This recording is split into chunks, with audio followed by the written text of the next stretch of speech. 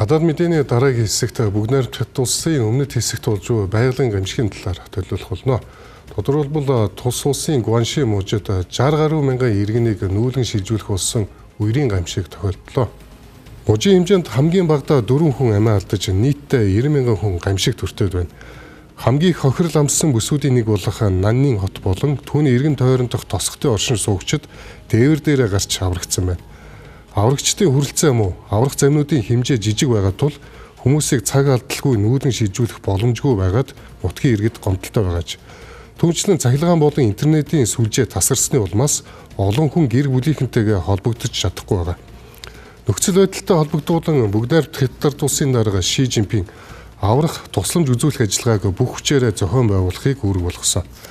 Хар салхины нөлөө зөвхөн өмнөд бүсээр хязгаарлагдсангүй төв нутгийн Хубэй мужид хүчтэй аянга цахилгаантай Аадар бороо орж 2 ч удаа хар салхи тэгдэжээ. Энэ өмнө зүгээс ирсэн Мейсаг хар салхины дулаан агаар хойд зүгийн хүйтэн агаартай мөргөлдсөний улмаас үүссэн ба энэ тус бүс нутагт сүүлийн 3 жилд үзэгдээгүй ховор үзэгдэл юм. Хуанган хотод хүчтэй салхины улмаас орон сууцнуудын цонх хагарч нэгэн эрэхтэй 12 давхраас хийсэн унаж сэхэн амьдруулах тасагт эмчлүүлж байна. Энэхүү байгалийн гамшигын улмаас хятад улсын хэмжээнд 17 хүн амиа алдаж олон зуун хүн бэртэж гэмтжээ. Үерийн гамшигын үеэр иргэдийн аюулгүй байдалд зандал хийж буй бас нэгэн эрсдэл нь могоонууд.